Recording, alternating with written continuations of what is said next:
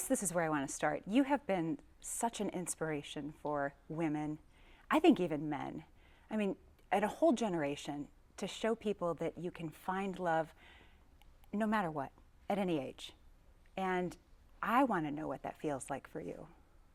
Oh, thanks. It feels really good. Once you're able to find your confidence and your center, and you know that you have hope for good things to happen, it feels really good. I mean, it's fulfilling. Did you have any idea that it would be this big? Oh, absolutely not. I mean, that kind of impact? Yeah. I naively thought that my little life would go back to normal as soon as I was done taping, and that was 8 weeks ago, and it's only gotten bigger and bigger, and more people want to talk about it, and I've heard more stories come to me in letter form and phone calls about people who found love. They found that confidence to do it. It's incredible. I've heard stories too. I mean, people talking about it. And I'm one of those people who believes that none of us truly knows our impact unless people are vulnerable to tell you. And so some people have told you, some people, we hear about it. I don't think you have any idea the impact you've made. Probably not, because I admit to being a little naive about this. I like to think that I keep my ego in check, and that the joy that everybody is finding has really as much to do or more to do with the women and how confident and poised they were and how supportive they were and what a good example they were of people of our age. So it's more about the story than the people in it. What story is that to you? I think the story is that if you are open to possibilities and you want to find someone to be in love with, that it can happen. It may not be easy. You may have to suffer some rejection, but rejection is part of the learning process to get to the end that you want to be at, and that don't give up. I mean, literally do not give up. I love that. You are also, I mean, look, anybody who's watched knows you wear your heart on your sleeve. You are vulnerable. You have this incredible laugh. You see the world in this incredible way. You're not afraid to have fun. And I think that the women watching and the women on the show all see this. And I think they all look at this and go, you know what? There are men out there just like this. Exactly. I'm not one of a kind by any means. There's a lot of guys like me. And by the same token, those guys are just as eager, I believe, to find someone to be with as the women who are looking.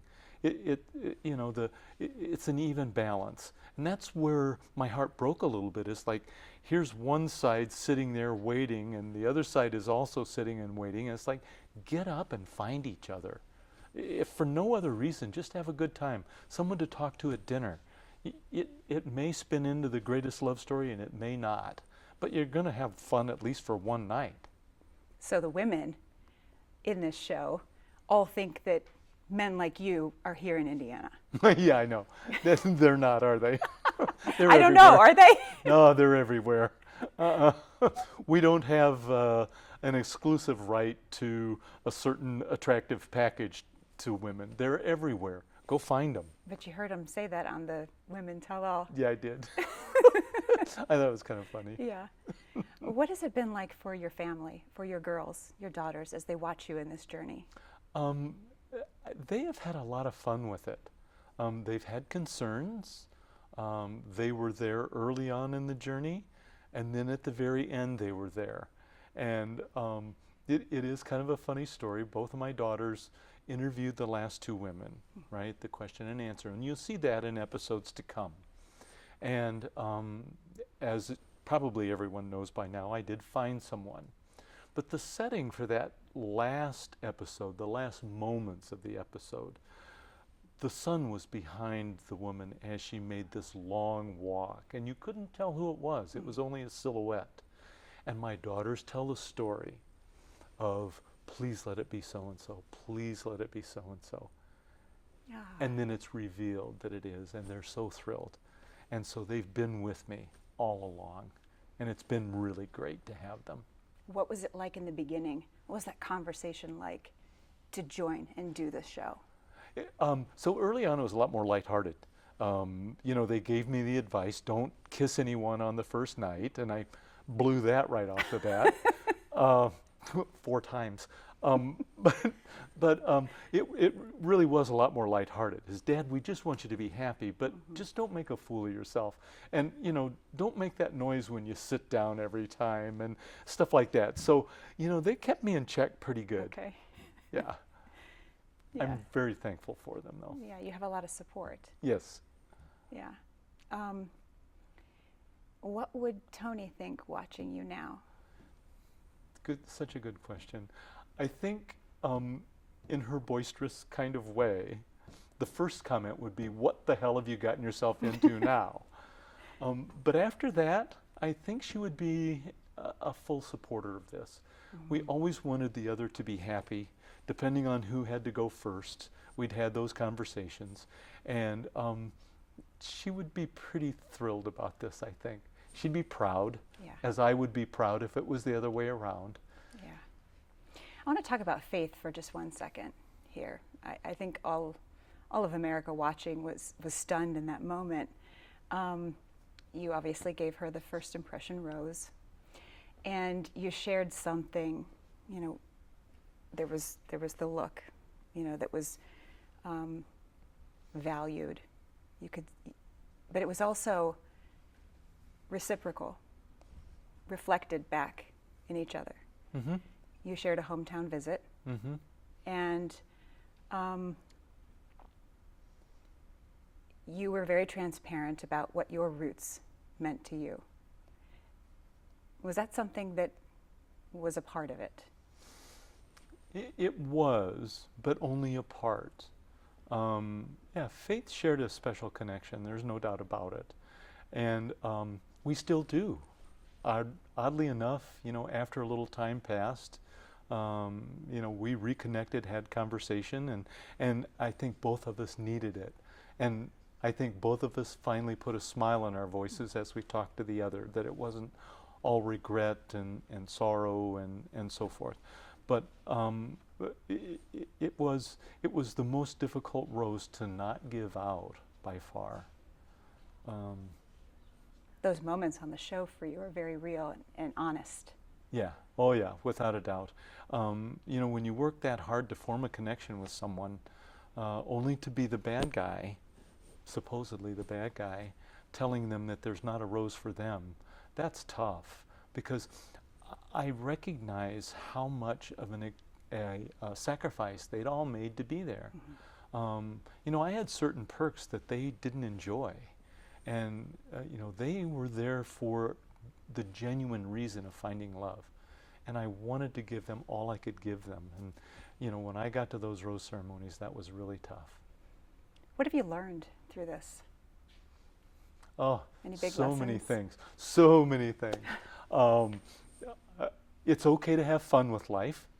It's okay to enjoy yourself as you are. It's maybe okay to be a bit more emotional than I had been in my earlier life. I learned that I had more stamina than I ever thought I had, with missing sleep and not having timely meals and all of that. I've learned that my friends, my close friends, are still my close friends. My family still loves me just as much. But I've also learned that if you commit to the process, that you'll find love.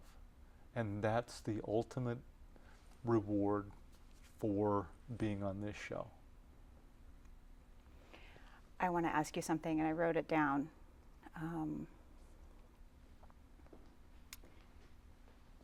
So I know that the very first Bachelorette, Trista Sutter, gave you some advice here in the middle of the show, and this is what she said. Gerry, stop looking for the woman that you can live with and start looking for the woman that you just can't live without.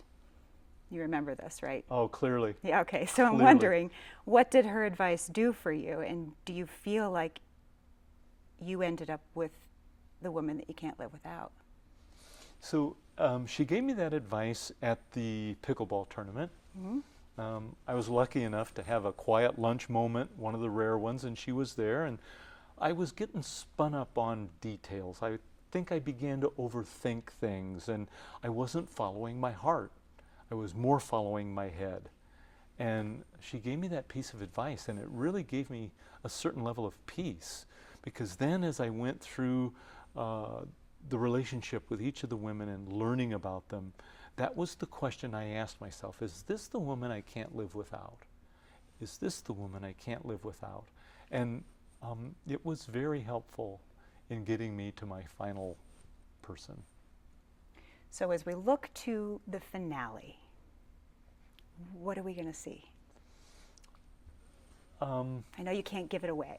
I can't, but I think you'll see something that you've never seen before in any of the Bachelor or Bachelorette shows. And I think it's fitting because people have seen things in my series, in my season, that they haven't seen before. The genuine, authentic, elegant women, all of those things, the lack of cattiness and all of that. Mm-hmm. So to finish the season with something that is unique, I think is fitting. And that is what you'll see at the end. Give us one word for the finale. Well, define finale for me. The very last, the very end? Yes. Spectacular. Aw. Just overwhelmingly spectacular. You know, I think everyone loves the hometown visits, right? It's almost too bad that you couldn't do a hometown and bring them here, which I know you will, right? Yeah. To Indiana. Yeah. So just know your door's open to a hometown. Follow up? Well, yeah. I'd love to have you come to ABC 57 and do your media hometown visit. Wow, that'd be sweet. Yeah. Thanks for the invitation. Of course. We'll see you there. Yeah. Yes, it'd be great. Bring her by. All right. Okay. I think you'd like her. Can't wait.